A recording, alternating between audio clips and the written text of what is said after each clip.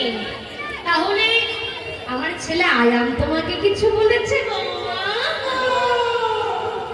আমার ছেলে আয়ামও কিছু বলেনি। মেয়ে ও পালালো। ও বৌমা, ও মায়েরা, দেখবি অনেক শাশুড়ি আছে যে নিজে বৌমাকে কত কথা বলবে সহ্য হবে, কিন্তু পাড়ার লোক যদি একটা কথা বলে গায়ে জ্বলন লেগে যায়। বলে ও বৌমা, বলে পাড়ার লোকে তোমায় কিছু বলেছে মা? পাড়ার লোকেও কিছু বলে না, তাহলে কাঁদছো কেন?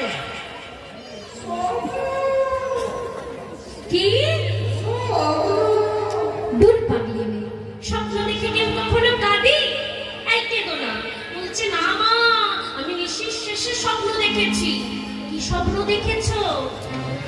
পতিত পতিত পতিত